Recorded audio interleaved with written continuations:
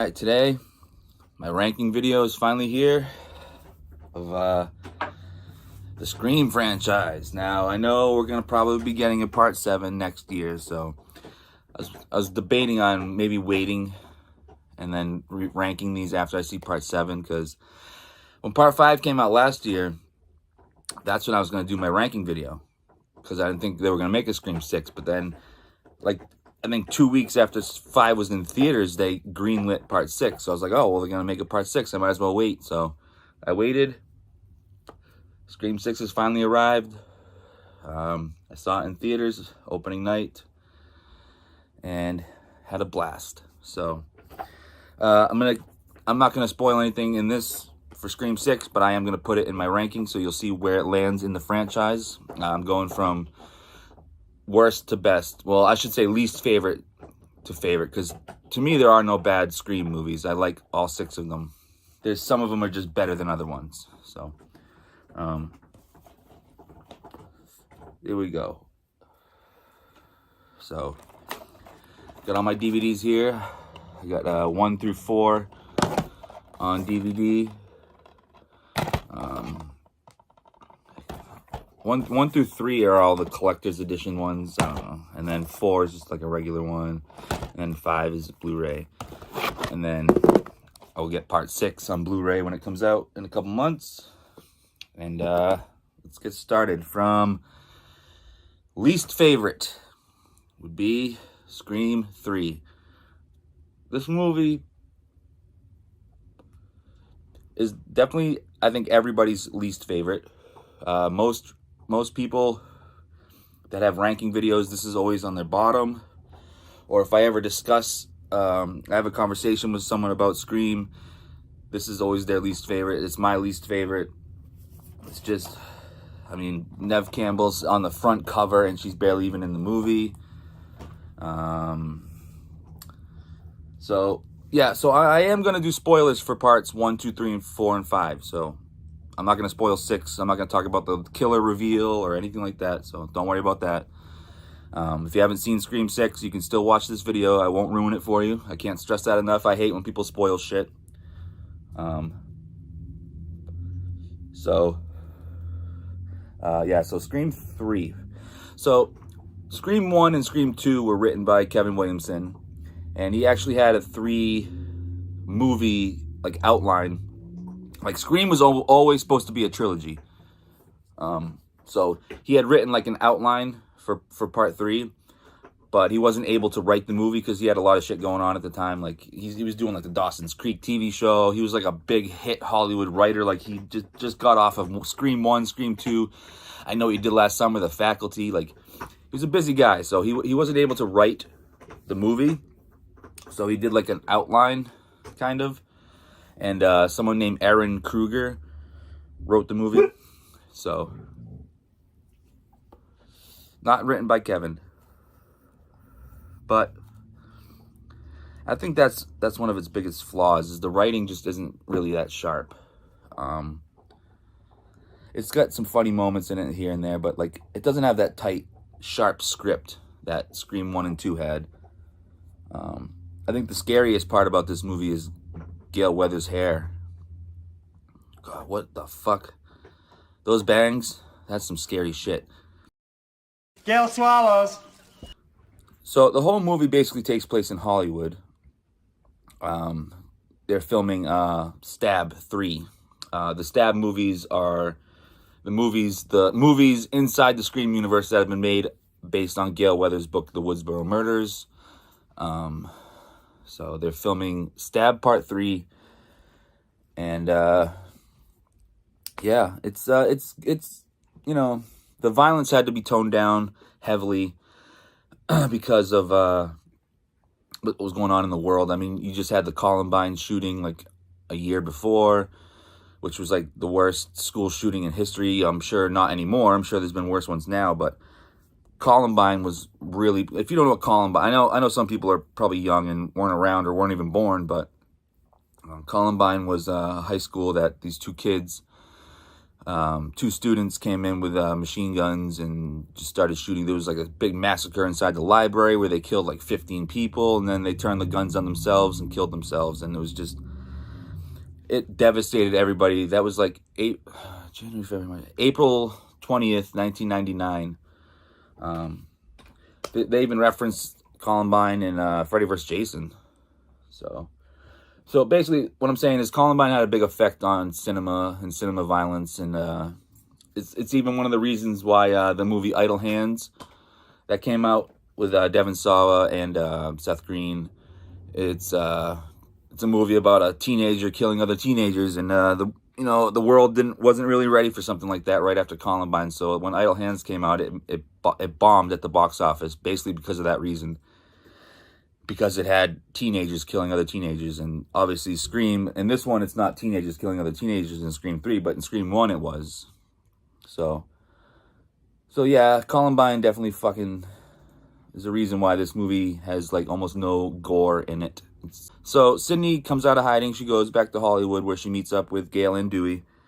So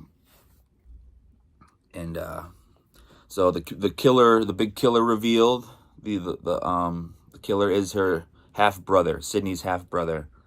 He is working alone. And he's basically the reason why Billy tries to kill Sydney in the first movie, and the reason Billy kills Sydney's mother.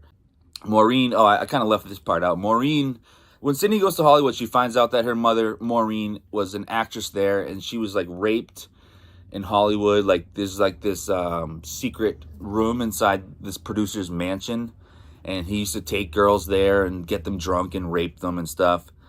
It's kind of funny that this movie is produced by Harvey Weinstein. I think they were foreshadowing or telling his life story without us knowing it, because it's like blatantly fucking Harvey Weinstein shit going on here. And I think it's funny that he produced this movie, and he must have saw it. He saw this, at least saw the script, and he didn't say anything. Like, that's a little on the nose. They might find out what I'm doing here. If you don't know, Harvey Weinstein was a big producer in Hollywood that used to rape girls and take advantage of them and shit. And he's in jail now, so fuck that guy. But excuse me, there's definitely a parallel here with Harvey Weinstein and the producer. And so that's basically the story of Scream 3, and it was supposed to be a trilogy. It was supposed to end here, but 11 years later, they made Scream 4.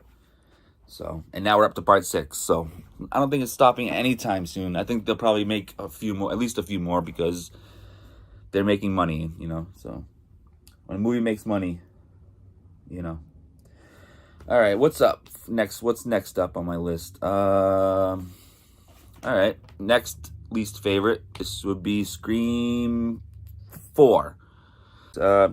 This has one of the weirdest openings to a movie. It's definitely not something you'd expect. It starts off pretty normal, like a typical Scream movie, and then it turns into characters watching the opening of stab. So like the beginning of the opening, the two girls die, and it's like then it switches over to these girls watching stab. So basically the opening of this is fucking the opening to Stab 6. And then those two girls, one of them kills the other one, and then it switches to another pair of people watching fucking Stab 7. So it's like a movie within a movie within a movie. So it's like a very weird, like, meta opening. But it's a good movie. It's got some good kills in it. Some good scenes in it.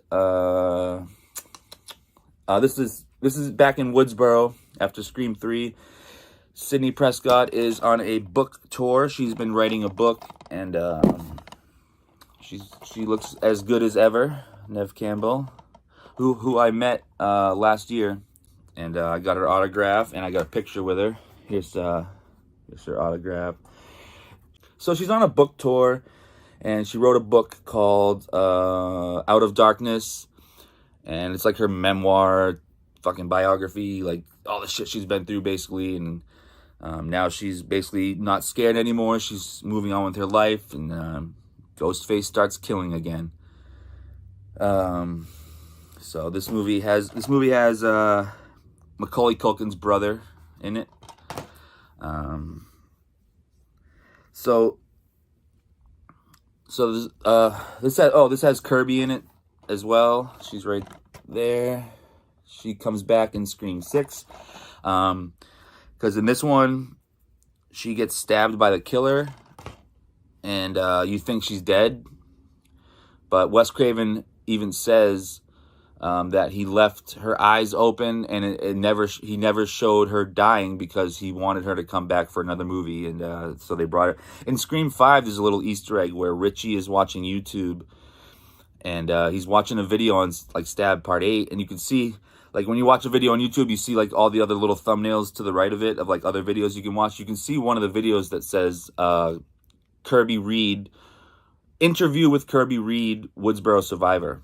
So even in Part 5, there's a little Easter egg that says that she's still alive. So it's nice that she didn't die. She was kind of like the Randy replacement. She's like the horror movie nerd. She loves horror movies. She's like the new Randy.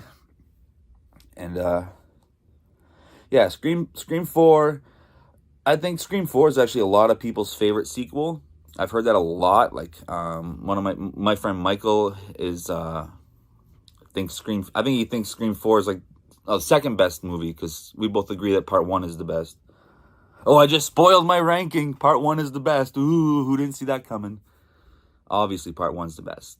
That's a given. So like I was saying, so my friend Michael, I think he considers this the best sequel, and so Scream 4 is good. It's a good sequel, and there's a lot of good moments in it. There's some good chase moments in it. There's a really good kill in it where Ghostface kills this girl Olivia, and like leading up to that scene is a really good suspenseful moment. Oh yeah, so after Scream 3, which Kevin Williamson did not write, he came back to write Part 4. And then he came back as a producer on 5 and 6. So, yeah, so the 3 movies he actually did write was 1, 2, and 4. So, and you can definitely tell that 4's script is much sharper and better than Part 3's script, and that's because it was written by Kevin Williamson. So Sydney is back in Woodsboro now on her book tour, and people start getting killed, and they think, oh, it's because Sydney's back. They call her the Angel of Death, and so the killers turn out to be Sydney's cousin and that girl's boyfriend or lover, I guess, because actually the actual boyfriend she ends up shooting in the dick. And I guess maybe she was cheating on him with this guy, with Macaulay Culkin's brother, Charlie. He's the other killer. So there's a good scene where Charlie is trying to trick Kirby. He's outside, tied up to a chair, all bloodied and duct taped, and you think, oh well, he can't be the killer. So when he's in the chair, they're looking out at him because he's like in the backyard.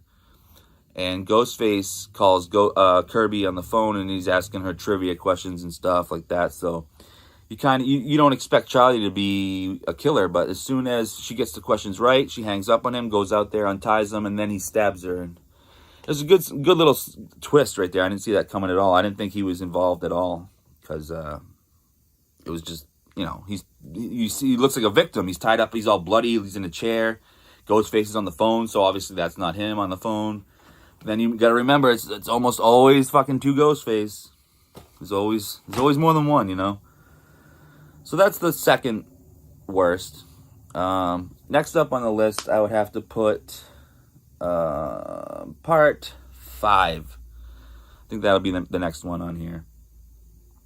Yeah, Part 5. Good. It's a good flick. I wish they would have just called it Scream 5. Like how they did the Roman numeral for Scream 6, how they did like the V and the 1 covered like bloody. They should have just did the V right here. If you look in the middle of my finger, see how it's a V, a Roman numeral V. They could have made that bloody, and it would have made it Scream 5. I think that would have been awesome, but they just called it Scream. But it's like they do that with Halloween 2018. Rob Zombie's Halloween 2018. these sequels that just fucking, well, Rob Zombie's isn't a sequel, it's a remake, but Halloween 2018 is a sequel to the original, and it's just called Halloween. So it's like so annoying when you're talking about Halloween movies and you want to mention Halloween, but you got 3 movies to choose from. You're like, oh, well, are you talking about Halloween 78, Halloween 2007, or Halloween 2018? Which Halloween? It's just, I just find that annoying. So when you talk about Scream, it's like, are you talking about Scream 22 or Scream 1996? Just call it Scream 5. So this is a good one. This is the first movie where one of the main 3 characters from the other movies dies. So you got Dewey, Gale, and Sydney all come back for this. They're not, well, Sydney and Gale are barely even in it. Dewey has a good amount, decent amount of screen time. But for you Dewey fans out there, sadly, Dewey did not make it through the film, which is funny because, like, in the end of part 1 and 2, he's like stabbed in the back, and you think he's left for dead, and he comes back at like the last 3 seconds on a stretcher. So it was like almost like surreal to actually see him finally die, and he is dead. He's not coming back. He got fucking ripped up his chest and his back at the same time, and it shows him with his eyes open, covered in blood, bleeding out his mouth. He's fucking dead. So this was kind of like a passing of the torch type of movie, because you get your new lead characters in here, Sam and Tara Carpenter, and they are sisters, and one of them has moved away. They live in Woodsboro, but one of them moved away to a different county, like nearby, and just doesn't talk to her family or her sister anymore. And so that girl ends up being the daughter of Billy Loomis, who's the killer from one of the killers in the first movie, Sydney's boyfriend. So that was kind of like a cool thing that they added to this movie that I did not see coming. Like when I saw this in theaters and it first showed, she has like visions, like hallucinations, where she's like talking to her dead dad, Billy, and so they bring back Skeet Ulrich to play Billy, and it was a cool little addition to the movie. Like it kind of kept it fresh. And so the beginning of the movie, her younger sister Tara is called by Ghostface on the phone, and it's kind of like a little similar to the opening of Scream Part 1, where she's at home making food. She gets a call from Ghostface. He asks her trivia questions, and then he attacks her. She does not die, though, but the reason he didn't kill her was because he wanted her sister to come to town, to go visit her in the hospital and come to town, because he wants to kill the sister. So it works. Sam comes to visit Tara at the hospital, and there's a whole new group of friends that go to the high school there.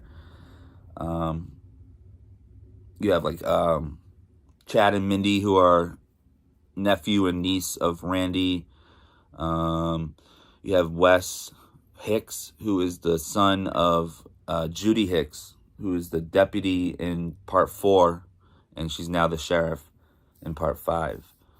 You have a couple new characters, Amber, Richie, Liv, I think her name is, the girl with the purple hair. She's dating Chad. So the whole movie, I don't know, skip this part. So they get Sam there, and all the Ghostface shit is happening again, the killings and stuff. And so the end of this movie, the third act, is like takes place at Stu's house from the first movie. So it's like kind of like the same, not the same third act, but it's kind of like has the same vibe. It's a party at Stu's house because Amber lives there now. Amber is one of the friends in the group, and she lives at Stu's house now. And so the killer reveal is Richie, who is Sam's boyfriend, and that girl Amber I just mentioned are in it together.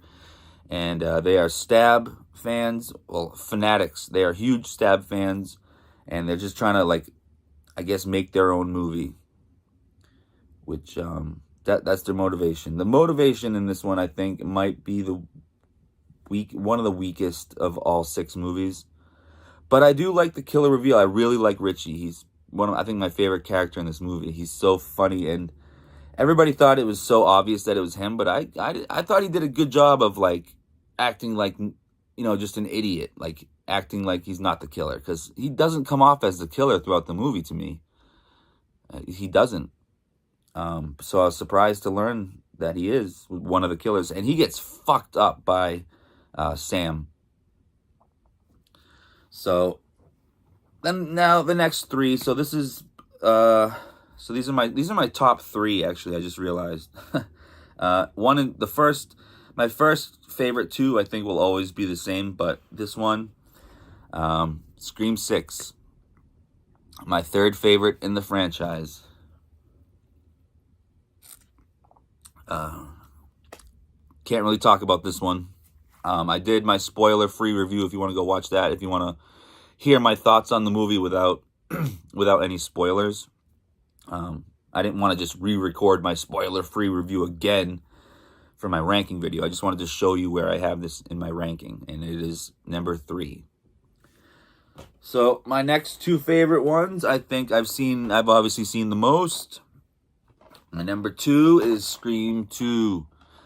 Oh, this is my favorite Scream sequel. I fucking love this sequel. Yeah. So this takes place a year, maybe a couple years after Scream Part 1. And so Sydney is in college now, and Randy from Part 1 has joined her in college, and she has some new friends now. She's dating. She has a new boyfriend played by Jerry O'Connell, and she's got a good life. She's like a theater major, and she's starring in, like, her first lead role in an upcoming play that's opening, like, in a week, and all this shit, and she's enjoying life. So the opening, this is right after Woodsboro. So now Gale Weathers has wrote a book called The Woodsboro Murders, which they turn into a movie called Stab.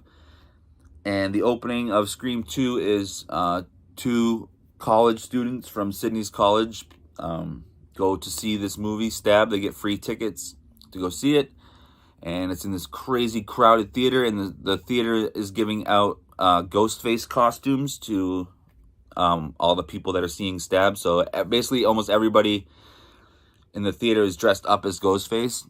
So that's a really cool idea, because if someone gets killed there dressed as Ghostface, if someone kills someone that's, if they're the killer, the actual Ghostface, dressed as Ghostface in a theater of Ghostfaces, like, he could just kill someone and get away with it, which he does do. He does it twice. Well, the first one is in the bathroom, but the second one, he kills her right in front of everybody, and they all thought it was just a publicity stunt. They're all cheering. They're like, yeah, this is awesome. And then she goes up in front of the screen and falls and dies, and that's the opening, and it's fucking awesome. So Scream 2, so Sydney's just at college trying to enjoy herself, and then murders start happening at her college, Dewey comes back once he hears about it. He comes back to watch over her, protect her. And it's just, I could talk about this movie all day long, but I'm trying to think of, like, important things to tell you of why I liked it. There's the killer reveal, I think, is one of my favorites. This has 2 killers. One of them is Billy's mother, which is, I think, like a reference to Friday the 13th, maybe like a little wink to Mrs. Pamela Voorhees. And the other killer is Timothy Oliphant, who is just one of Sydney's friends. And his whole motive is he's just a psychopath, and he wants to get caught. So he's gonna blame the movies. That's his whole motive, and he's gonna go to court, and they're gonna buy into the fact that he's a psycho.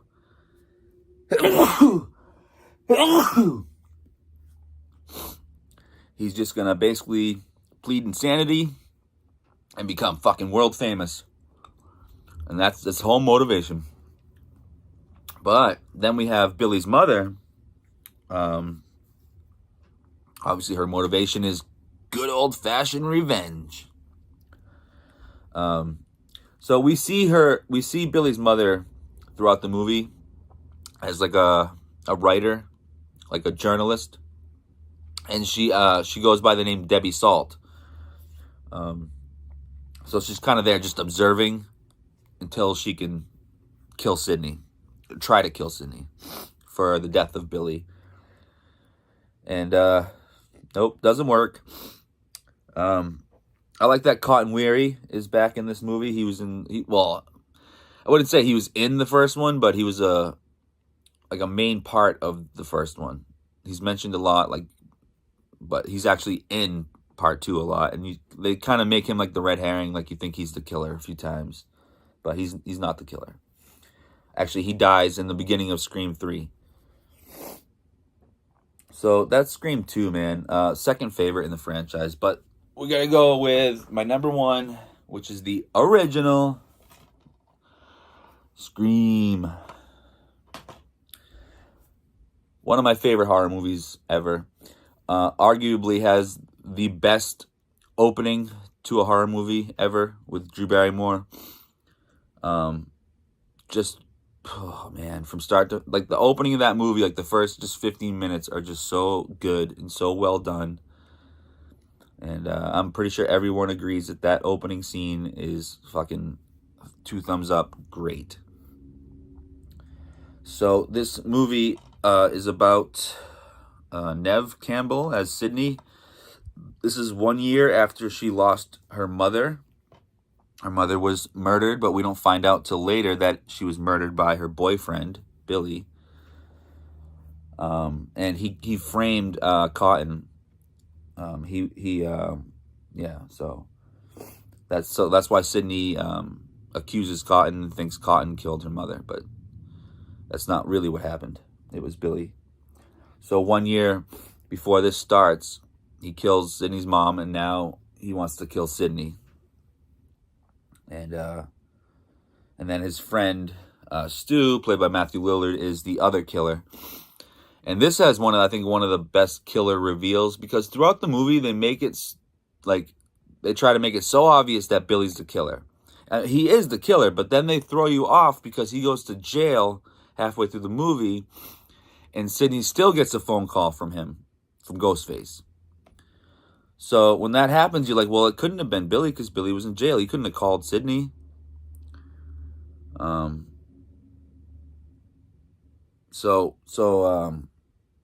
he's accused. He's thrown in jail. Billy's thrown in jail for the night or whatever. Then they release him because they have nothing concrete to hold him on anything. So it makes him go back and forth from, like, is he guilty or innocent? And then at the end, like towards the end, he finally gets Sidney in bed and has sex with her. And then when they're putting the clothes back on, he's on the bed talking to her, and Ghostface comes in behind him, and then Billy turns, and then Ghostface like stabs him a few times, and then Billy falls and dies on the bed. And you're like, oh shit, it really wasn't Billy. And then Sidney gets chased around and stuff, and then comes back to the house. And when she goes in the front door, she shuts it, and then she looks up the stairs, and Billy is coming out of the bedroom covered in blood, and he stumbles and falls down the stairs and stuff. She's like, oh shit, he survived, yes. And then there's this great moment where he just turns and just fucking shoots his gun at Randy. He's like, oh, we all go a little mad sometimes. And so it turns out it was just corn syrup, and he's just pretending to be dead to fake out Sidney. And then the other killer reveal is Stu, Matthew Lillard. And then you get the speech in the kitchen about why they're doing everything and how they're going to frame Sidney's father. They have Sidney's father tied up, duct taped. They're going to frame him. And then they start stabbing each other because they want to look like survivors of the Ghostface killings. So, and it's just a fantastic movie from start to finish. I think it's just nonstop, like, perfect. Like, and This movie came out in December of 1996, and it was still playing in theaters in like May of 1997. This movie was in theaters for like 6 months. That doesn't happen a lot. No, that never happens. And then while they were filming Scream 2, this was still in theaters. That's fucking crazy, dude. So Scream 1 and 2 came out within a year of each other. I mean, Scream 5 and 6 came out within 14 months, but the fact that Scream 1 was still in theaters when they started filming Scream Part 2, that's crazy. That's awesome. So that's kind of my ranking video, guys. Great franchise. I don't think there's one bad movie here.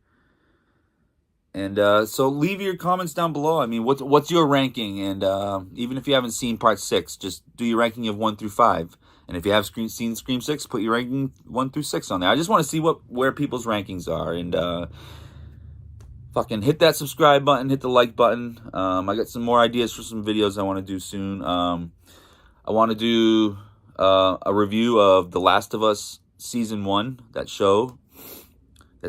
The show that's on HBO, based on the video game for The Last of Us. Actually, the last episode of Season 1 comes out tonight, so I'm going to watch that, and then I'll do a review on that sometime during the week, and so keep an eye out for that. If you haven't seen that show and you have HBO Max, I suggest watching it. I don't have HBO Max, but I still watched it somehow. So check that show out. It's called The Last of Us. And all right.